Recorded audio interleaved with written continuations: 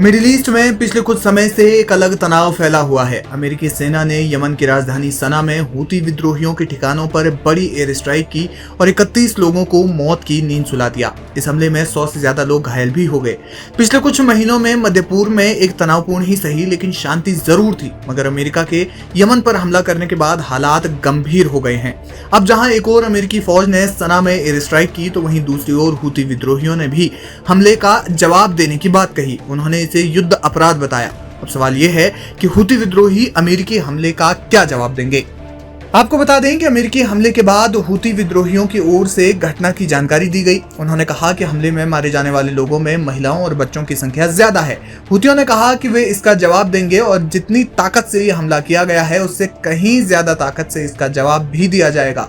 अब ऐसे में सवाल ये उठने लगे हैं कि हूती विद्रोही अमेरिकी एयर स्ट्राइक का जवाब कैसे देंगे। जानकार मानते हैं कि हूती फिलहाल अमेरिकी फौज पर सीधा हमला नहीं कर सकते, क्योंकि अगर ऐसा किया गया तो यह आमने सामने की जंग हो जाएगी, जिससे स्थितियां और ज्यादा खराब हो जाएंगी। इसलिए माना जा रहा है कि हूती विद्रोही मिडिल ईस्ट के कई देशों में तैनात अमेरिका की जो सैन्य चौकियां हैं उन्हें निशाना बना सकते हैं।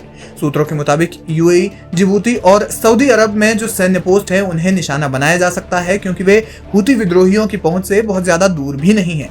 इसके अलावा अगर हूती विद्रोहियों ने ये नहीं किया तो वो वही करेंगे जो वे हमेशा से करते आए हैं। लाल सागर में अमेरिकी जहाजों को वे नुकसान पहुंचा सकते हैं, जो अमेरिका के लिए हमेशा से एक बड़ी समस्या भी रहा है। पूर्व राष्ट्रपति जो बाइडेन के कार्यकाल में अमेरिका हूतियों के हमलों से इतना परेशान हो गया कि उन्हें कई देशों को एक साथ लाकर एक सैन्य गठबंधन बनाना पड़ा, जिसका एक ही मकसद था, लाल सागर में व्यापारिक जहाजों की रक्षा करना। हालांकि अमेरिका और अन्य पश्चिमी देशों की निगरानी के बावजूद हूती विद्रोहियों ने अक्टूबर 2023 के बाद से 190 से ज्यादा हमले लाल सागर में जहाजों पर किए, जिसकी तमाम तस्वीरें भी सामने आई। ऐसे में ये कयास लगाए जा रहे हैं कि हूती हमले का बदला लेने के लिए लाल सागर में फिर से बड़ा हमला कर सकते हैं।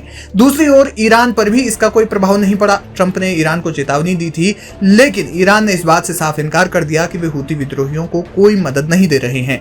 ईरान में इस्लामिक रेवोल्यूशनरी गार्ड कॉर्प्स यानी पासदारान इस्लाम के चीफ हुसैन सलामी ने अमेरिकी हमलों की कड़ी निंदा करते हुए कहा कि हम किसी भी खतरे के खिलाफ मजबूती से खड़े हैं। ईरान जंग नहीं चाहता, लेकिन यदि हमें धमकाया गया तो हम गंभीर, विनाशकारी और सख्त जवाब देंगे। बहरहाल मिडिल ईस्ट में हालात बिगड़ रहे हैं। आने वाले दिनों में क्या कुछ होता है ये देखना बेहद अहम होगा।